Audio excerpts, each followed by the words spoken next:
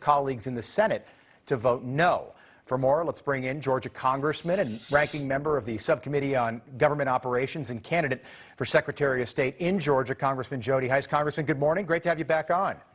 Great to be with you, Rob. Thanks. All right, so let's run through it. If Judge Jackson is confirmed, she will likely become the most liberal judge in the court's history, but her confirmation will not disrupt the current 6-3 conservative majority on the bench.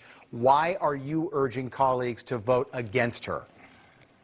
Well, there are multiple reasons, Rob. Look, the bottom line for all Americans is that we need a Supreme Court that is firmly, soundly committed to our Constitution rather than being a political activist. And Judge Brown Jackson is just that. She is a liberal political activist.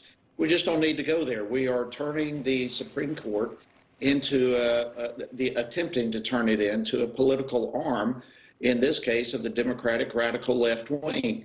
And we need solid constitutional people on our Supreme Court. And she's got a background, everything from not being able to define what a woman is to genuinely, and this is what is so disturbing to me, allowing child predators, child pornographers, child sex torturers virtually off the hook. This is so dangerous to me and frightful. It reeks of problems with everything from religious liberties to protecting children. And I'd urge my colleagues in the Senate not to confirm her. Yeah, how do you think it plays out once it gets to the Senate, once it reaches the Senate floor for a vote? Today, it looks like it's going to be an 11-11 tie. Either way, we think before the end of the week there'll be a vote in the Senate. Do you think she squeaks by? We know that she's got at least one Republican vote in Susan Collins of Maine. Yeah, and that's very disturbing. Susan Collins should never vote to support, to confirm this individual. But yeah, if she does, the chances, it's an uphill battle to convince our Senate colleagues not to go down this path. Again, what is the purpose of the Supreme Court? Yeah. It is constitutional soundness. It is that is the essence of what upholds our rule of law in this country. And to go down a path of political activism is not going to secure the purpose of our Supreme Court.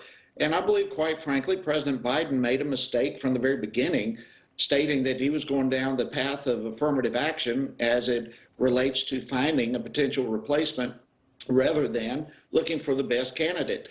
And so here we are on the verge of no one wanting to vote against, if you will, a black individual. Congressman, let me ask you about that, by the way. You brought up a good point with the affirmative action selection. Had Joe Biden just nominated a black woman, nobody would have said anything about that.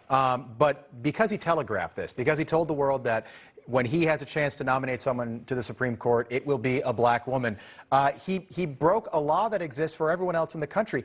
You're running for Secretary of State. If your district put out a sign and said looking for a black replacement for Congressman Jody Hice in your district in Georgia, that'd be against the law. Why is it okay and when it comes to the courts, the highest court in the country? Well, it's not okay. I mean, that's part of the problem. What we need is someone who is committed to our Constitution, not someone who is going to be put in a position based on their race, their color, or even their political beliefs.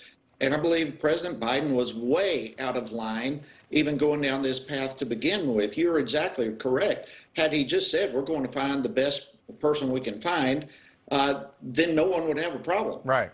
Especially because it doesn't shift the balance of power. You know, this selection, even though she might be extremely liberal, Joe Biden's president. He can pick whoever he wants as long as they're, moderately qualified. And she does seem like she is qualified. She's got experience. Of course, she comes from the D.C. circuit. So when confirmed, 4 of the 9 judges will be from the exact same circuit, which doesn't show a lot of diversity to me. Just quickly, what does it say? You've been in Congress for 6 years. What does it say to you about where we are culturally that a woman is about to be confirmed to the Supreme Court, and she couldn't answer the question of how do you define a woman? What do you make of that? Yeah, it's stunning. I mean, she made reference to women at least 12 times during the hearing, and so she knows what a woman is, but she refuses to answer because it's a political answer. It is based in this whole concept of gender reassignment and all this sexual orientation. which again, where is any of that in our Constitution? Right. It's a frightful thing to see where this individual is going. Yeah, and her simple answer, I mean, it could have been something just as simple as, Senator Blackburn, she's who asked that question, I am a woman. That would have been simple. She's going to be the first black woman on the Supreme Court. Right. Yeah, that's a good point. Congressman Jody Hice, good to see you. Thanks so much for joining us. We appreciate it. Great to be with you. All right, we've got a lot more coming up this morning on Wake Up America. Stay with us. We'll be right back.